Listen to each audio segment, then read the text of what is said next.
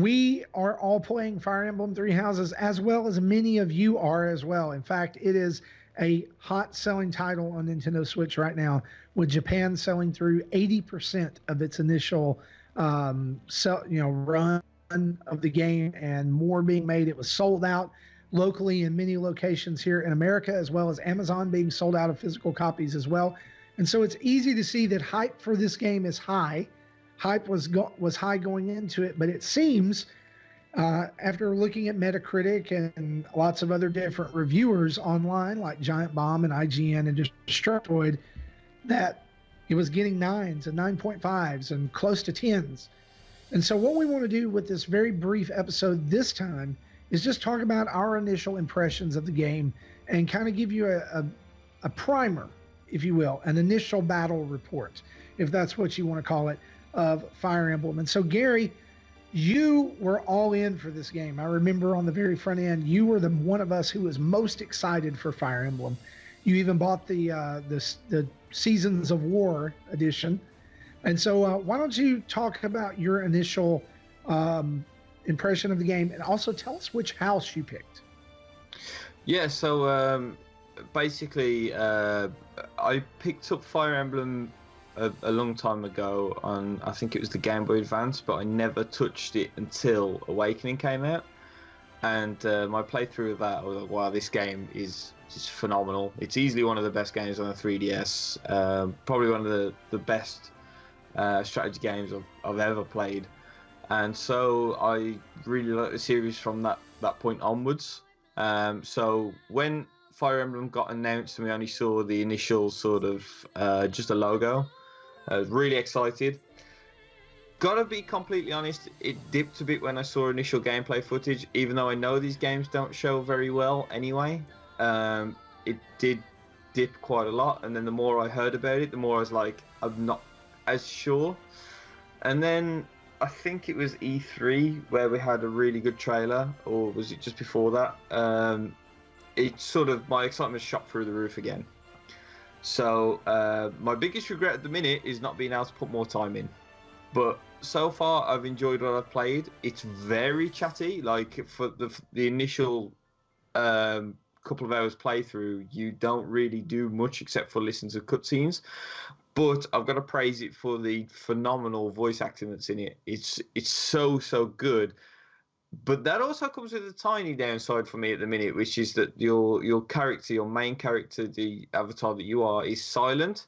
And I think it leads to some kind of really awkward sections where the other characters are having this giant like discussion, and then your character just sort of looks at them and holds his arm out like, what?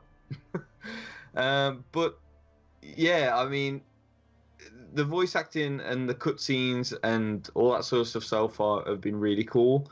I wish they would have let you have a couple more battles before they started all the relentless talking that happens at the start. But it is feeling very much like a build up to something very big at the minute. So I can't wait to get stuck in, and on the next episode we could talk about the meat of the game, not just the potatoes. All right. Tim, Gary, you didn't tell us which house you picked. Oh, I picked the House of the Golden Deers.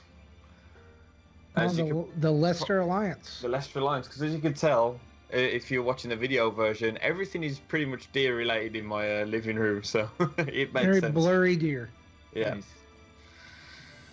Nice. Tim, how about your initial impressions of Fire Emblem?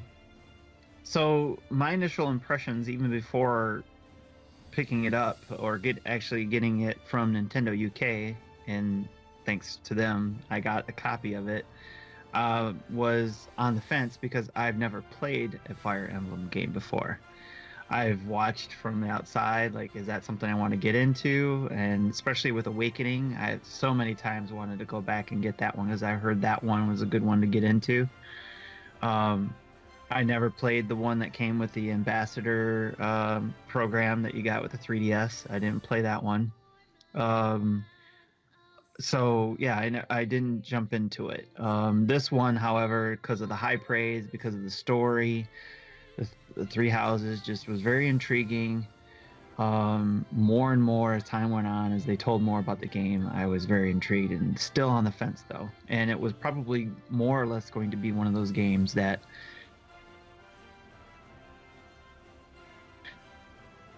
Christmas list and just wait, everybody else is playing it now and just have to wait and play it later.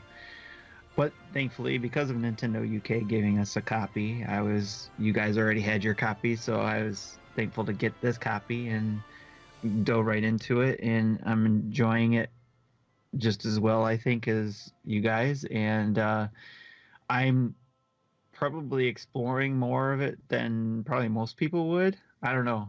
Maybe I could be wrong, but I'm still in I just got into the first battle, the first training battle, the school battle, and that's only in the first month that you're in the game. So, but that's because I've been going to every piece of the grounds looking for things. What can I get into? What's blocking me right now? Who can I talk to?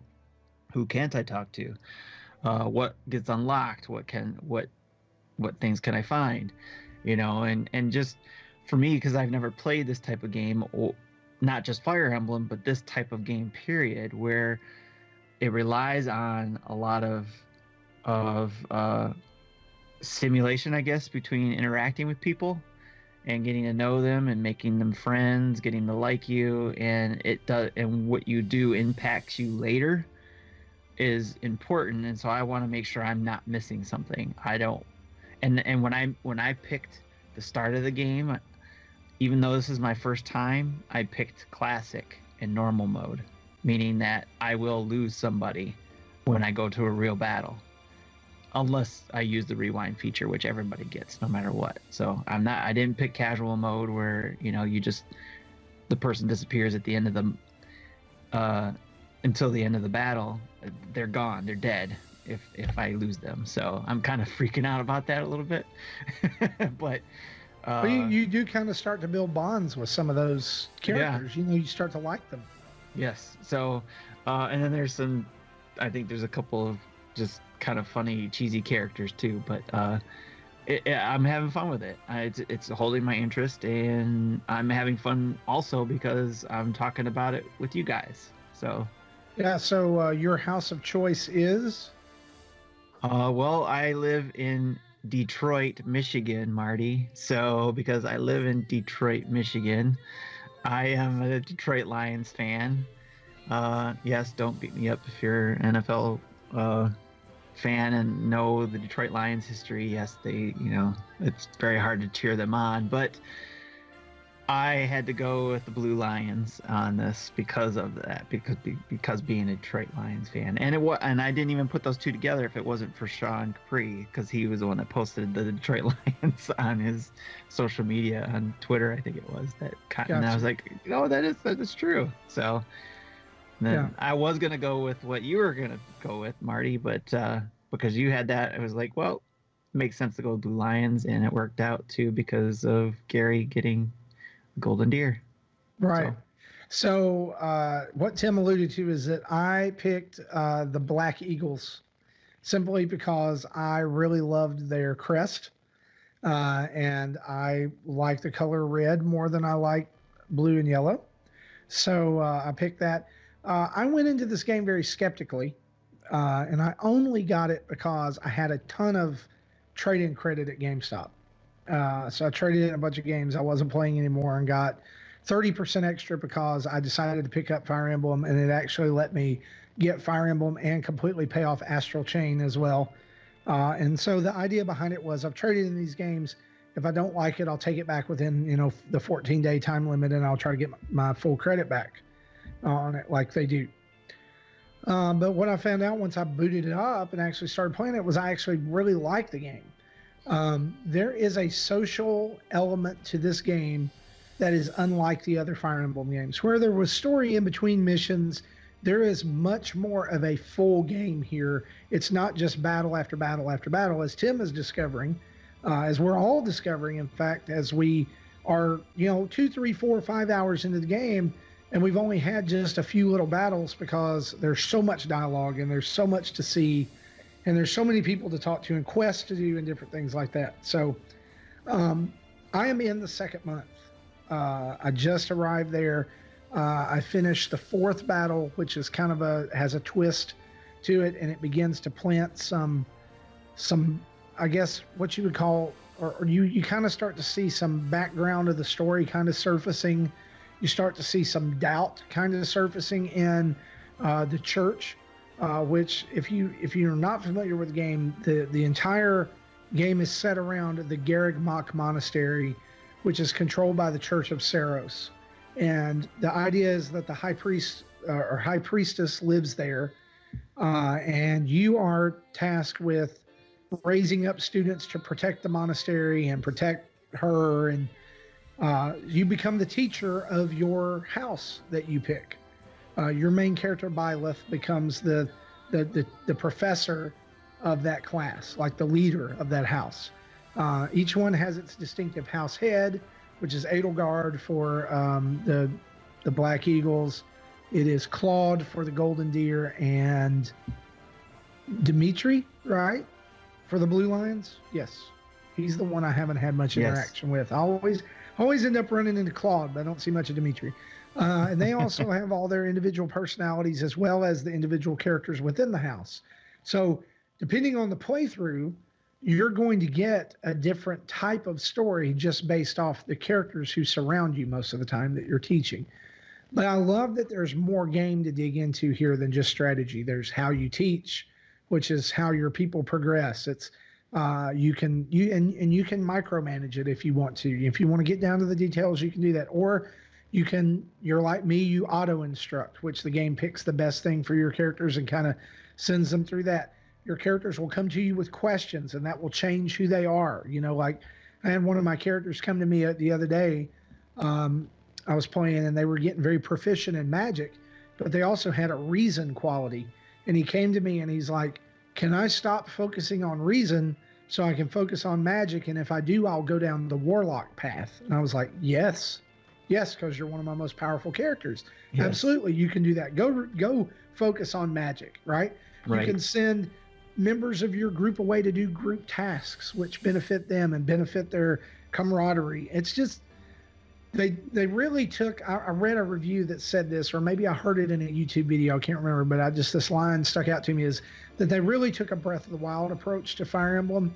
They kept the core elements of what make the game good and what drew people to it, but then they flipped the series on its head by giving you this world to interact in. It's not just sprites on a map anymore, right? It's like characters they're interacting around a certain thing. And I mean, I get that Awakening and Fates had that to some extent, but the focus in Awakening and Fates was definitely on the battles and the strategy surrounding the battles. I feel like in Three Houses, the focus it's on battling, don't get me wrong, but it's also on the social game as well. They make that a huge deal, and I think that's what's making the difference for me. And I'm like you guys, I wish I had more time to play it. I'm taking time to plow through it, but I've only put about 5 hours in. But like even 5 hours in, 4 battles in, and I've done some of the supplemental battles as well that you can do on like your weekends. My characters are already kind of starting to get powerful. I've got a few of them who have attained C rank in some of their things. Some of them are C rank in their relationships, and you can really see that come out on the battlefield. But like Gary talked a lot about the voice acting, I want to talk about just the art style for this game. Is super. My gosh, it's on point. I love the fact that during a battle, I can zoom down to my unit on the battlefield, and you see his battalion surrounding him. You see the level of the map, and you can see like where the enemy is in the distance and things. The amount of detail that's been put into this game is incredible. Yeah. And you can even zoom up way ahead and see the battle from above. But it's not very practical to go all the way down to that level. But what I love is like when my unit engages an enemy unit in battle, instead of cutting away to a scene, it's zooming down onto the battlefield, and it's like in real time, right? And so, I know the Switch gets knocked a little bit for its power and processing and all that stuff, but they did a great job. Of course, Nintendo knows how to squeeze every bit of goodness out of the Switch for its games. But just the whole package presentation, the music's great. So far, the story has been intriguing. The voice acting is A+ voice acting, and just the aesthetics are great. And that's coming from somebody who, like, just if I'm honest with you, I love the idea of strategy games, but I suck at them.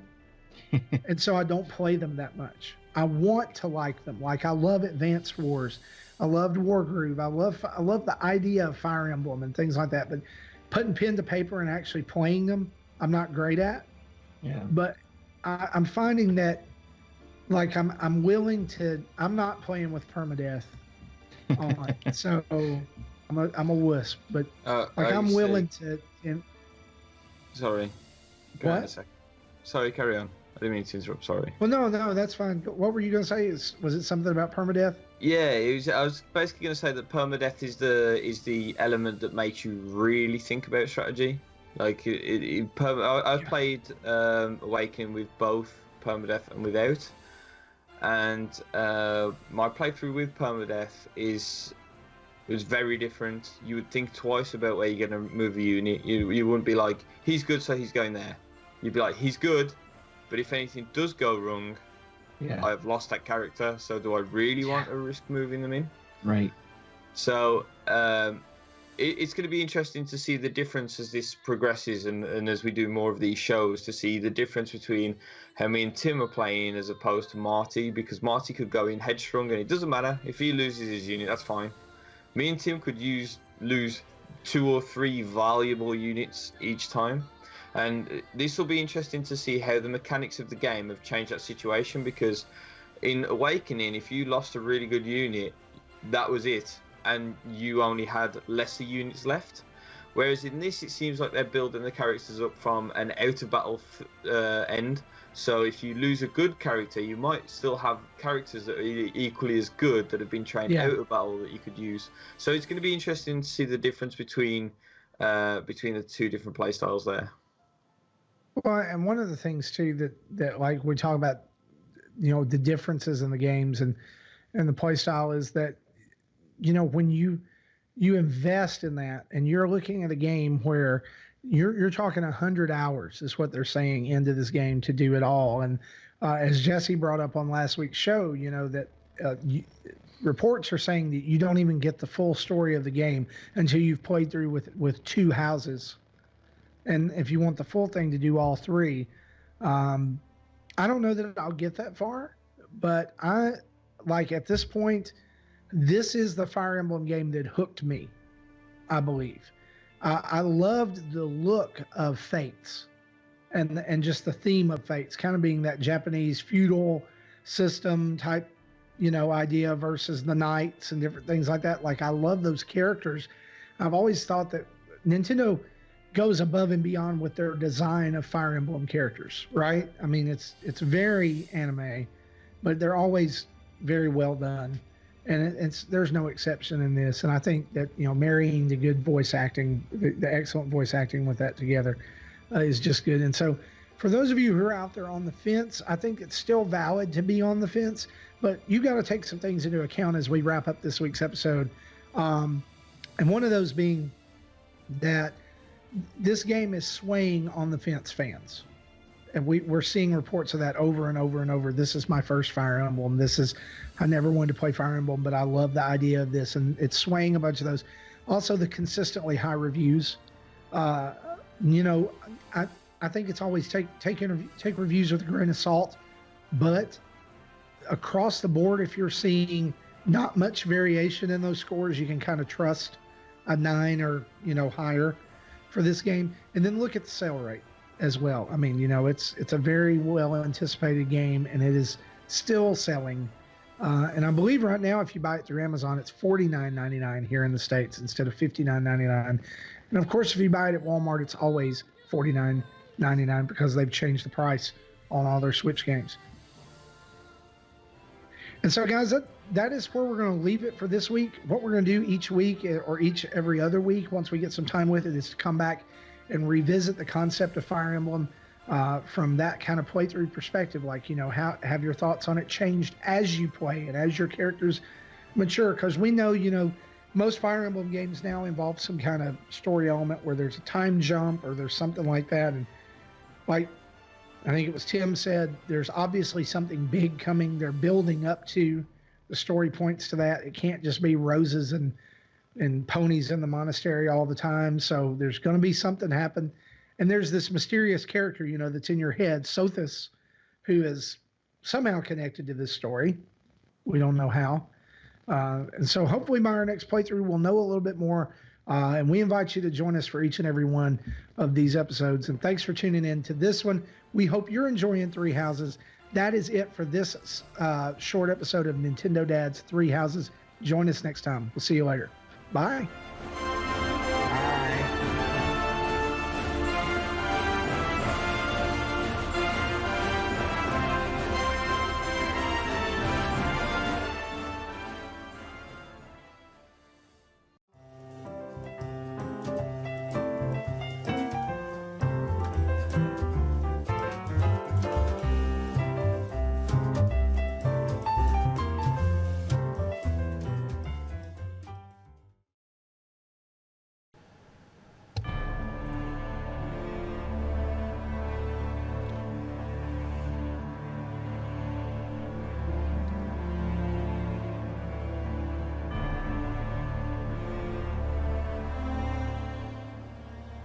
A continent teeters on the brink of war, and three houses rise to meet the challenge. We welcome you to the first of a few episodes that we're going to dedicate here at Nintendo Dads to Fire Emblem Three Houses, which is the first or the most recent console release of Fire Emblem, making its skip, as it has been mostly on 3DS for the last few years, now coming over to Nintendo Switch, along with a high list of expectations for what would need to be met for this series to make the jump to home consoles, especially in the HD era that we're in now. Myself and Tim and Gary are going to be talking about this over the series of these episodes that we're calling Nintendo Dad's Three Houses.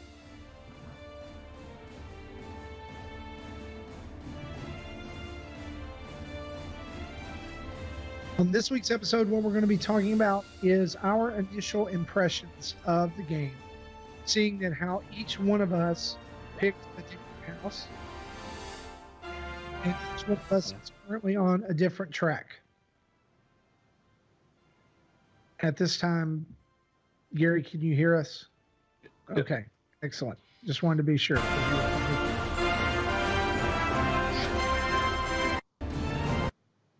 Yes. Glory. Raw. Glory. Guys, I want to thank you for joining us for these episodes.